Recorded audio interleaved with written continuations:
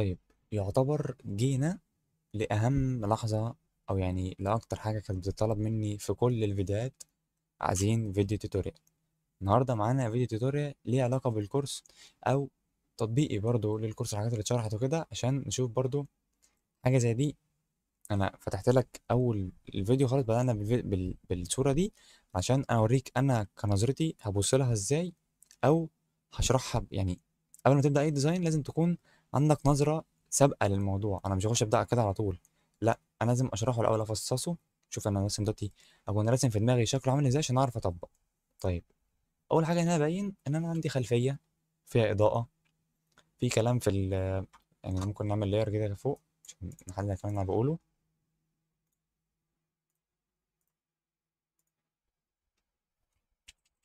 في كلام هنا في الحواف، هنا كده وهنا كده. دي حاجات سهله بتتعمل. التركيبه بس اللي اتعملت هنا في الديزاين ان في كلام فوق وكلام ورا ورا الكاركتر ذات نفسه، ان هو مكتوب ورا بص 6 سنين اهي. وهنا في الاسم عادي والكاركتر ذات نفسه والكلام ده كله. طيب، لان برضو حاجات مهمه، انا بكون لازم اكون عارف مقاس الديزاين ده عامل ازاي. دي صوره ثامبنيل، فمقاسها بيكون 1920 في 1080. فانا هعمل نيو سبجكت او نيو لاير، اختار المقاس ده المقاس بتاعها، وافعل الاكسترا دي عشان اكون عارف الترتيب. اول حاجه خالص ممكن اعملها، الحاجات اللي تتحط فوق في الاول خالص، فوق خالص، هما الحاجات دي: سوشيال ميديا، والكلمه دي، والكلمه دي. انا ممكن اخدهم كده.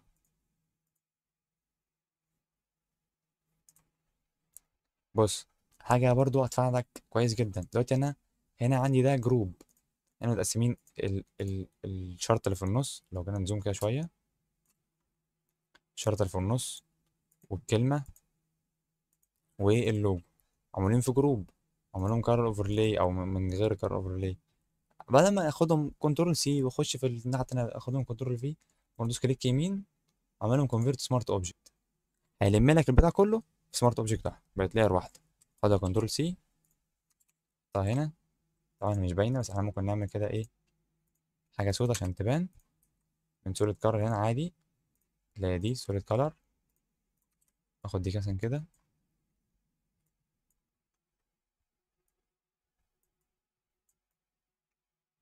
احطها بالشكل ده مثلا. واخد تاني كلمه زي دي، او نكتبها احنا، نكون مثلا الحاجات الثابته على طول: السوشيال ميديا ايكون دول. ليه انا هنا بعملهم سمارت اوبجكت؟ دلوقتي ممكن اوريك الفرق. لو انا خدت مثلا دول كده وصغرتهم جامد جامد جامد جامد، كده كبرتهم، شوفوا عاملين ازاي، مبقاش فيه كواليتي خلاص.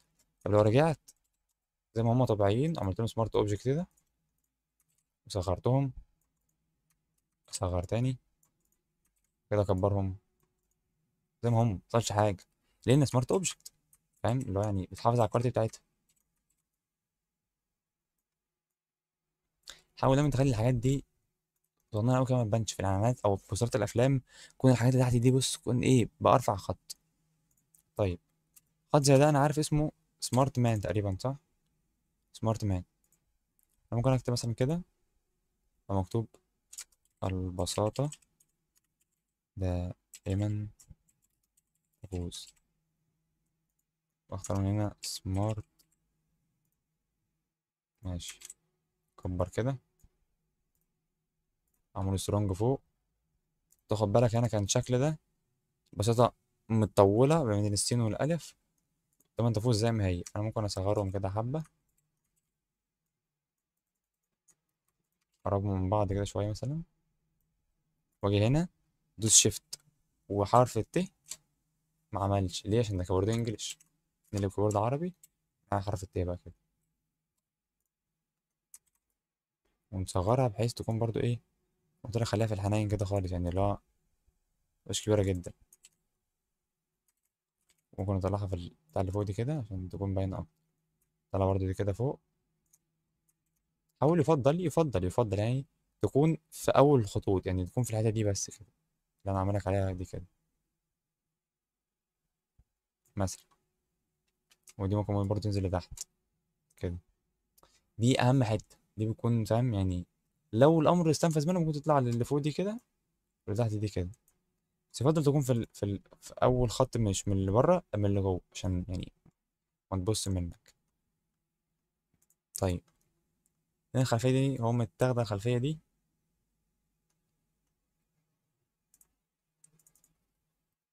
هو هي سمارت اوبجكت اصلا، الوسط قليله بتاعتها، اعمل لها بلور كمان.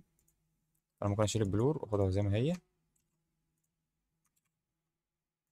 واحطها تحت خالص فوق دي. بص الترتيب، انا عندي الخلفيه هي اول حاجه، بعد كده ايه باقي الحاجات دول.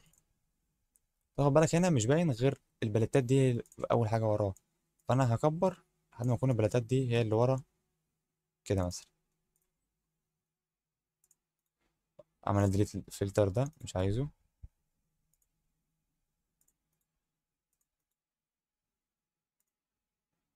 واجي اعمل فلتر بنفسي، اعمله فلتر بلور، قسم بلور، مثلا نعمله 9 مثلا، ولا بس شويه، لحد ما احس ان انت خلاص يعني كده ماشي ايه، عجباك. طيب، أم، بعد كده انت ممكن تعمل اللي انت عايزه. انت ممكن تاخد الشخص الاول مثلا ايا كان. انا برضو زي ما قلت لك، الشخص فيه، بص، في حاجه محطوطه فوق، في الكيرفس الالوان والكلام ده كله. فانا ممكن اخد الجروب بتاع الصوره دي ذات نفسه، وانا برضو سمارت اوبجكت، عشان يبقى كلهم برضو في حاجه واحده. وده كنترول سي، كنترول في.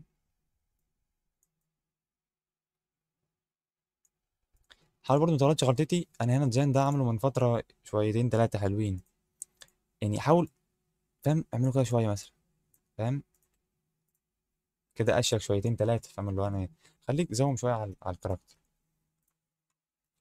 ممكن اشيل الاينر شادو الكتير اللي وراه ده كده. الدروب شادو ده انا مش عايزه برضو.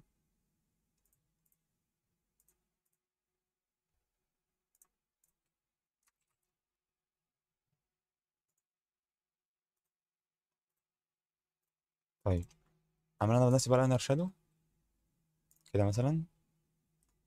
احنا بقى هنحدد الاضاءه هتكون جايه منين. مثلا انا هعمل اضاءه، اللون اللي هو بيكون جاي ده كده، ولاينر دوج، واقلل السايز شويه مثلا، الديستانس اعكسها، تكون جايه من هنا كده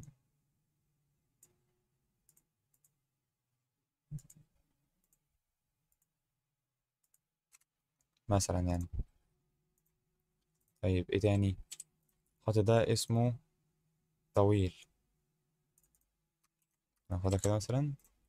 انا اسم الخط اكتب عادي، اكتب مثلا ست، وكده كده اخد الخط ده نفسه 6 سنين. تاخد بالك بقى في حاجه حصلت دلوقتي، ان مكتوب سنين 6، مش 6 سنين.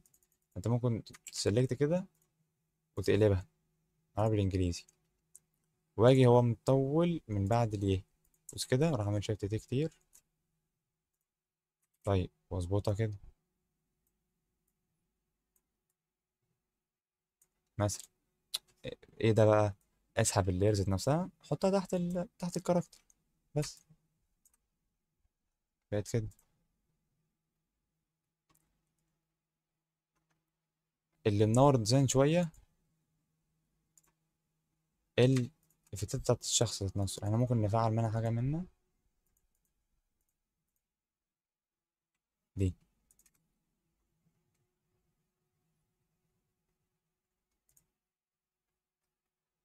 اعتقد دي برضه احسن شويه.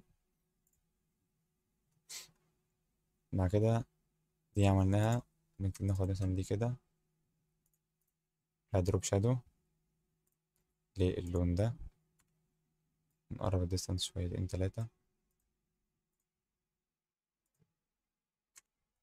مثلا. كومن جي، ادوس كنترول جي عشان اخد منها كوبي، اطلع فوق عشان عايز اكتب بقى من صاحب التريكات.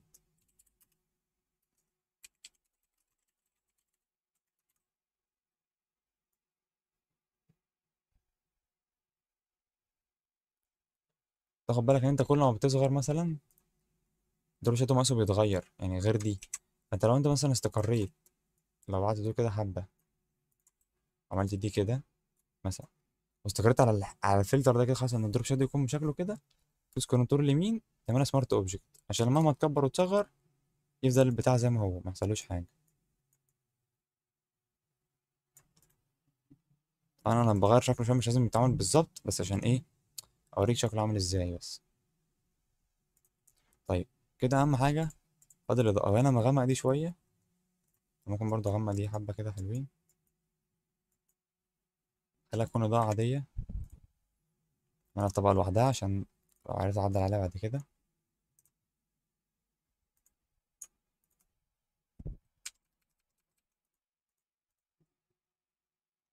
مثلا، وطبقه تانية نور فيها الحواف دي كده، حتى ايه بقى كده، فاهم كده.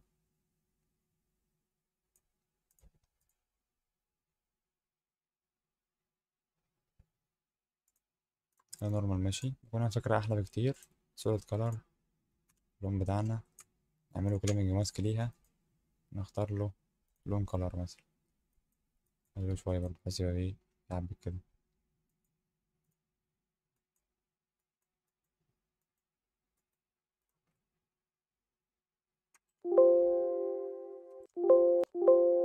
طيب اخر واهم حاجه هدوس F6 عشان اعملهم كلهم في لاير واحده، كنترول سي، وارجع تاني لطبيعتي عادي، ارجع فوق احطها دي كده، واعمل كونفرت سمارت اوبجكت،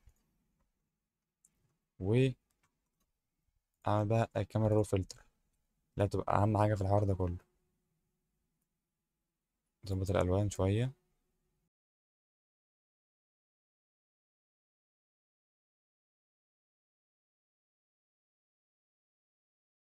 وبس كده. لو تاخد بالك من الفرق، بص ساعات باين على وشي مثلا، بص في بتدي برضو لمعه كده. الفرق ما بين دي ودي بس ان انا هنا سايب البتاع على طبيعتها على الوان، اما انا مديها لون بس. مثلا لو عملنا دي كده مثلا، عشان دي كده، عملنا زي ما كانت معموله مثلا كده مثلا، ممكن برضه تدوس F6 تاخدها كوبي، ترجع تدوس في دي بقى عشان سمارت اوبجكت، تحطها كده. ولو قفلت دوست قلت له يس ان انت غيرت مقاس دي او غيرت شكلها وشغلتها، هيعمل نفس الإفكت برضه على البتاعة دي كلها كده، بقت معاك بالمنظر ده كده على طبيعي. بس كده. يعني بص، ديزاين بسيط خالص مفيهوش اي حاجه، مجرد بس الفكره بتاعته ان انا حطيت ال6 سنين دي تبقى وراه مش اكتر، فبس هي اللي دي شكل كسرت الحده شويه بتاعت الديزاين، بدل ما يكون تكست تكست تكست ومش عارف ايه وحاجات كده مظبوطه، لا خليت ان السبجكت بتاعي فوق اللاير بتاعت ال6 سنين. هتلاقي مثلا خفينا دي كده، هتلاقي السبجكت اهو، تحتيها تلاتة 6 سنين تحت، فيهم الاضاءه عادي، ممكن تبقى الاضاءه تحتيه، فاهم، مش هتقول لا برضه عادي. وبس كده. ده كان تطبيق لدرس او لديزاين من ضمن الديزاينات اللي انا كنت عاملها، وحاولت برضو اطبق شويه في الحاجات دي. في حاجه قد كده ممكن نكون نسيناها قد كده، تفرق برضو شويه في الديزاين، الجريدينت. لو عملنا كده مثلا كده، جبنا الجريدينت الاسود، هتدي برضو شكل احلى بكتير.